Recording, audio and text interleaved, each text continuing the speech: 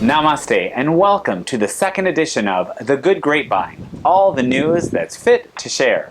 From Fajardo, Puerto Rico, I'm Lawrence Biscottini, and coming up in this issue, we'll have stories from Belarus and Kentucky, Boston, Philadelphia, Alabama, and Connecticut. I'll be sharing to you and bringing stories on cancer surviving, making huge career changes, dealing with New Year's resolutions best made in February, the phenomenon in the medical community of double cases, and what it's really like to raise a child with a significant disability. Valerie Grant, Yuri Rocket, Jeff Howard, Jane Watkins, Betty O'Brien, and Lawrence will all be bringing you stories in this edition from all over the world. First up, reporter Jeff Howard from Kentucky shares some light with us as manager of his facility on why in February, after the craziness of January New Year's resolutions has come and gone, the resolutions that are realistic and ready to be accountable can stay with us. Let's hear from Jeff. Project hard body, run the KFD, marathon, run another half marathon, lose belly fat, replace 10 pounds of fat with muscle, keep a consistent routine, to feel strong, to feel secure, to believe in myself. Hi, my name is Jeff Howard, and I actually work at Milestone Wellness Center here in Louisville, Kentucky. And we're very fortunate here. We have over 6,000 members, and we have basically around 189 classes a week. Our Group X department is huge. And with that, I had all the members starting January 1st fill out goals rather than resolutions. The word goal, I think, is a better choice just because it's something to aspire to do. And it's a goal to look forward to or reach towards, where a resolution is something that's easily broken. I had each member actually write down what their goal was, and then I took a picture of them with my cell phone because I wanted to take ownership of it. I also had them sign them because I want them to own what they did. It's interesting to me what they want. A lot of them want consistency. A lot of them want to drink more water. A lot of them just want to tone their bodies or run a marathon. But what I love about it is in about 3 months, I'm going to actually take it and I'm going to look at it again with them and see if they've met them or if they've reached them or if they've been consistent. But morally, just to kind of have them remind themselves what their goals are. I'm basically in a box gym, and you've heard the term box opposed to boutique.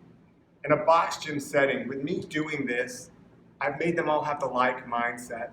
Everybody that comes to my class now comes in and they realize that they're all set to do their goals. In turn, I've caused a sense of community. They're not just a number. They're not just a client. They're members. And that's the key word. They feel like they're a member here at Milestone. We have to compete in our industry all the time with the boutique gyms. Cool thing about the boutique gyms is they all go there and they all have the same like mind of what they're going to do fitness-wise. But in a box gym setting, we have to try to still get that going and have that same feeling. So I'm always trying to achieve things differently and make it feel like a boutique gym.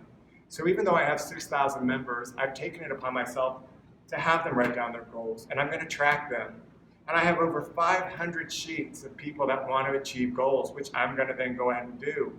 A lot of them want nutrition, so I'm going to have them sit and have a lecture with nutritionists, a group setting, but kind of hit basic no sugar. What does that mean? More water. What does that mean to a person? So what I guess I'm doing in 2016 is I'm going to continue with a sense of community. I'm going to continue with helping people individually, but in a group class setting. And I'm going to make people's goals happen. What are you going to do in 2016 to help your business, to help your community, to help one another? Look forward to hearing from you. Thank you, Jeff Howard, reporting from Kentucky on how you as Group Fitness Manager envision the best in your clients. And I do believe that after January's craziness of everyone wanting to go to the gym expecting miracles in January has gone away, those of us who are willing to make accountable, measurable, attainable, and realistic goals in February are so much more likely to keep them for the rest of our lives. Speaking of success for the rest of our lives, recently I was reminded from an old client I lost track of on how important it is to surpass your obstacles when you're going to make a resolution and decide to make fitness and wellness a reality. Reporter Lawrence gives us an inspirational story from Boston on survival.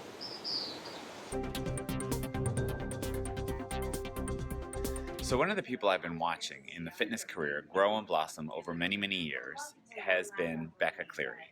We met years ago working together for Irresistible, and I just saw her now after we've lost touch for a few years. And I said, how have you been? She said, I've had some greats and I've had some setbacks. And I said, well, I'm glad you're here, and I hope the greats outweigh the setbacks, but she is a survivor. Would you tell us quickly what you shared with me? Yep, I was diagnosed with breast cancer 2.5 years ago, and I opted for bilateral mastectomy and replacement surgery. And I was fortunate not to need chemotherapy or radiation, but it still was major surgery and a Sure. big decision. And How long was the rehab after?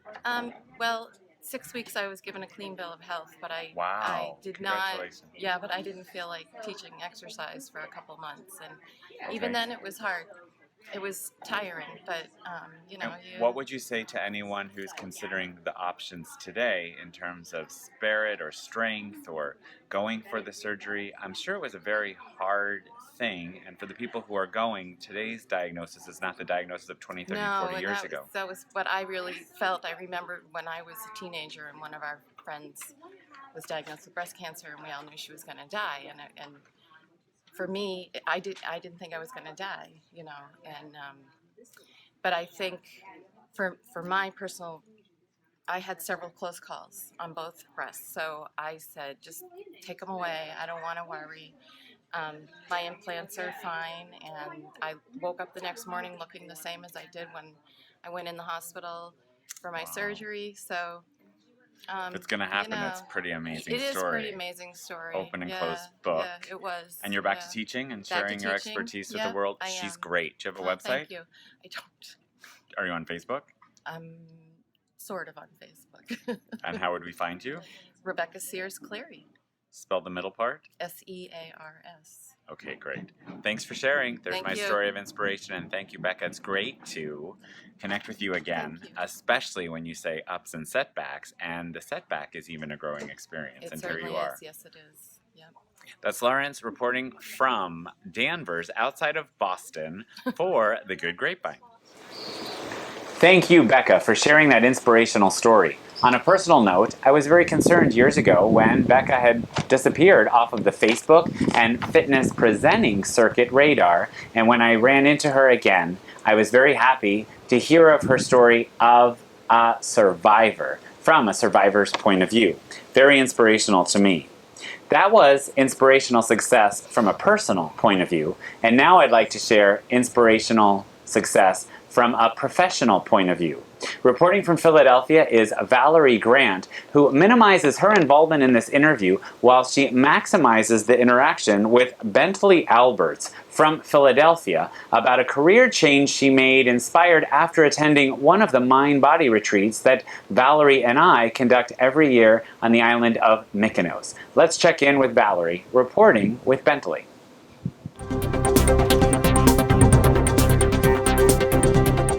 So with Lawrence and Valerie, the passion that they exuded on this unbelievable journey was so influential to me, I guess you could say, that I decided I needed to change my career and find that passion.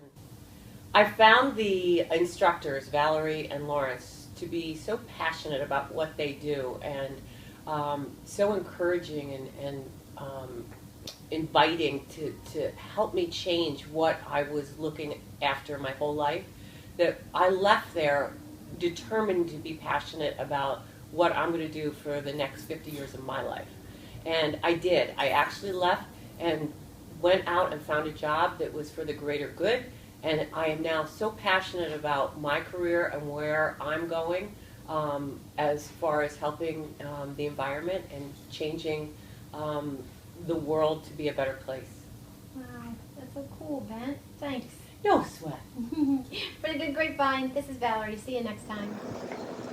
Thank you, Valerie. Sometimes changing careers really means having a focus, and I believe this story attests the fact that that logo, Leap and the Wings Will Appear, definitely can hold true. While some of us need some faith to make leaps of faith and change career choices, some people, on the other hand, are faithful, tried, and true to same professions for year-long commitments. Over 20 years in the industry as a medical nurse, Yuri Rocket checks in with his mom to tell us about the medical phenomenon of double cases. Let's hear now from Yuri.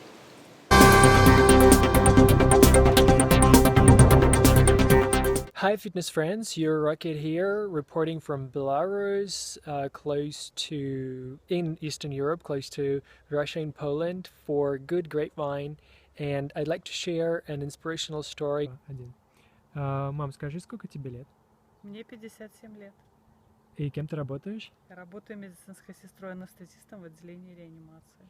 So this is my mom, she's 57-year-old, and she works as a nurse at the first emergency office as an anesthesia specialist. Мам, скажи, как по твоему мнению, что ты думаешь помогает хорошему здоровью? Свежий воздух бережет всегда ровный ритм. Прогулки на свежем воздухе не менее 2 часов в день в любую погоду. Я очень люблю Хватит? So she says the good health always what supports the good health, and she says that fresh air and walking in the forest, it's also good for the health, for the nervous system. Очень люблю собирать грибы, особенно осенью. Очень красивый осенний лес. She says that she enjoys picking mushrooms in the forest in the autumn. It's like a quiet hunting.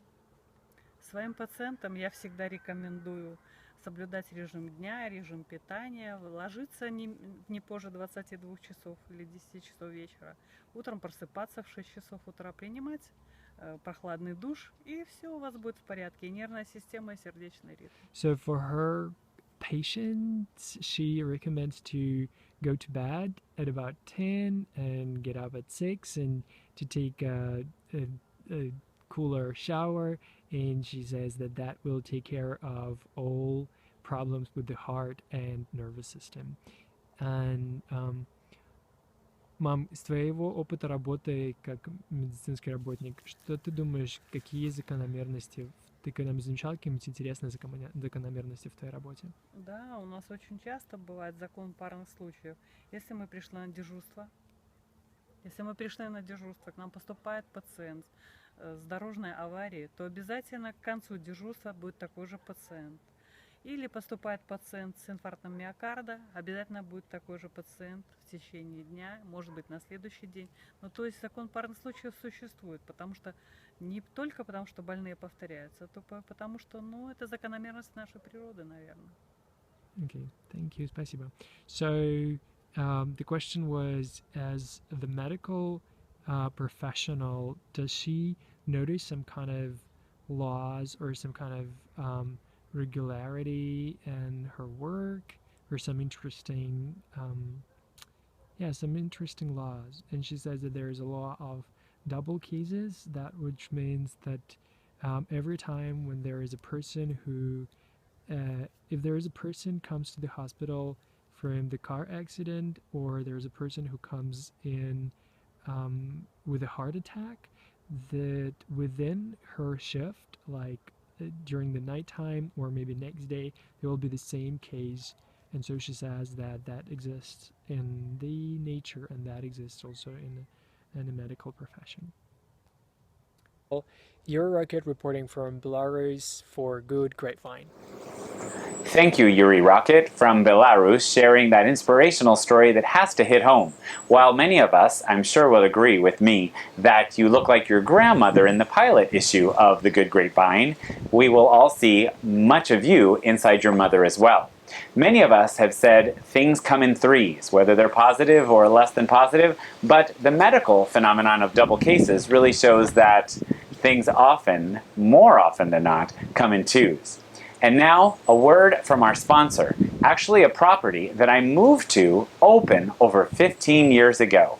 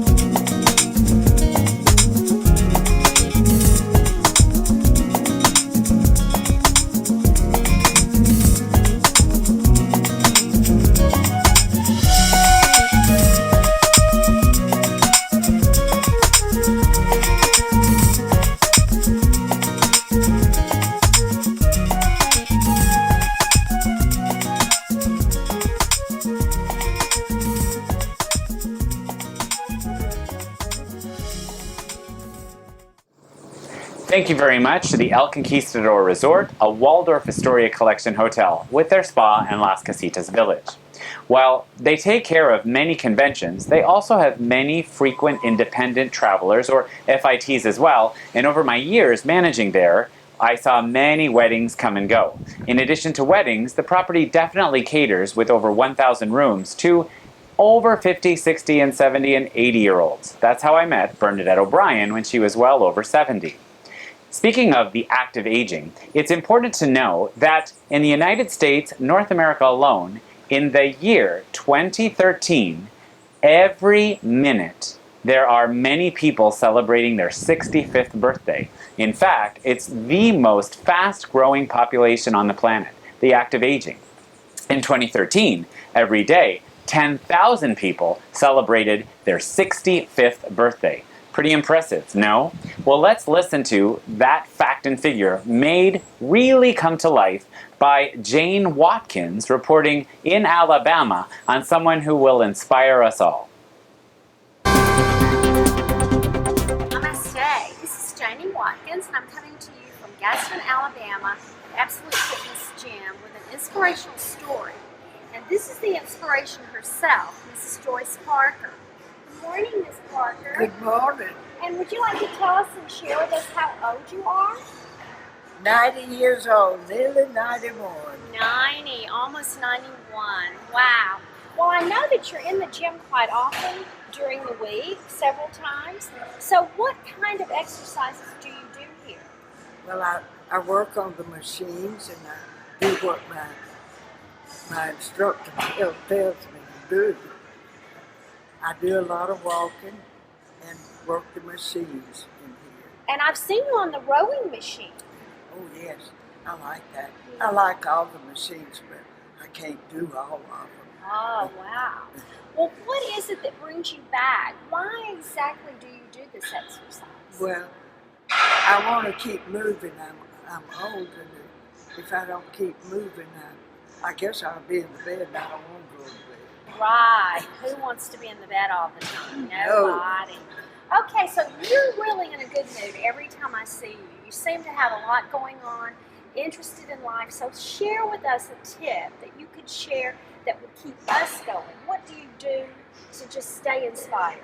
Well, the most important thing is always to have something to look forward to, no matter what it is. If it's sewing, or a trip, or playing the piano, or whatever.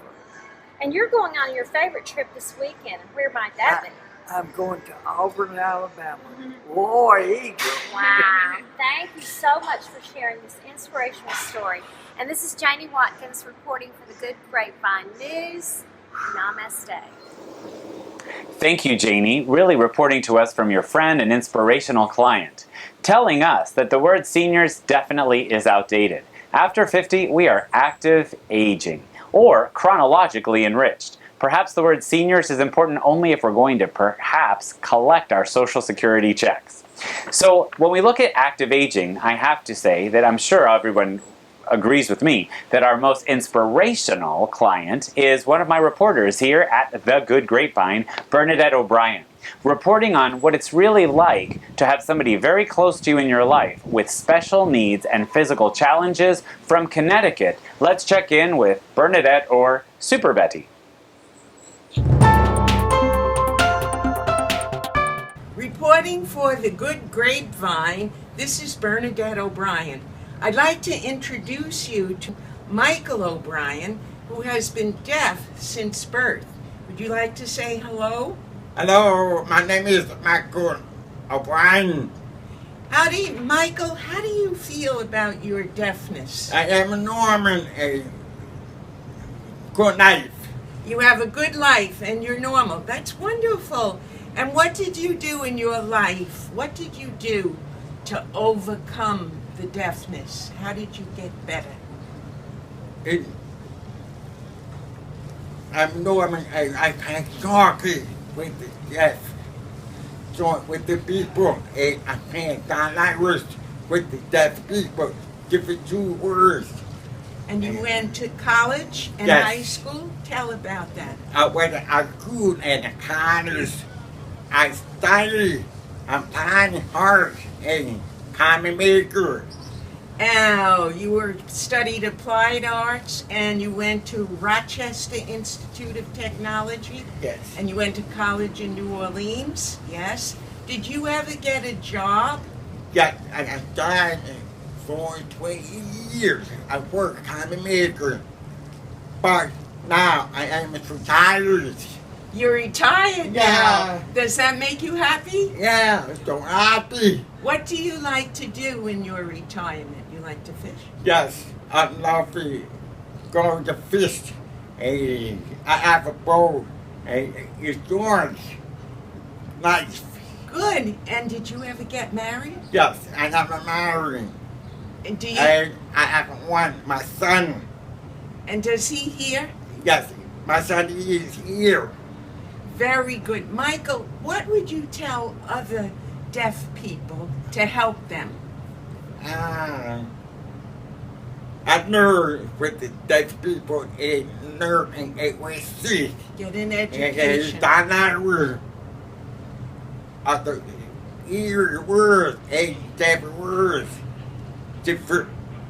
I learned a lot. Excellent. You learned how to speak Yes. So I now- want to read. and lip read. And Yes. this way you cross the deaf world and the hearing world. Yes. Excellent, Michael. I'm so glad that you came. Michael is my son, and I had German measles the first trimester of my pregnancy, and this was one of the causes. Now they have vaccines that help to prevent people from getting this virus. And thank you, Michael, so much. Thank you, mommy. My friends, blog viewers, and Facebook followers, this concludes this edition, the second edition of The Good Grapevine. Make sure you hit subscribe so you'll always find out when people comment and also be part of our online, all the news that's fit to share community. From Fajardo, Puerto Rico, this is Lawrence Biscontini for The Good Grapevine. Peace out.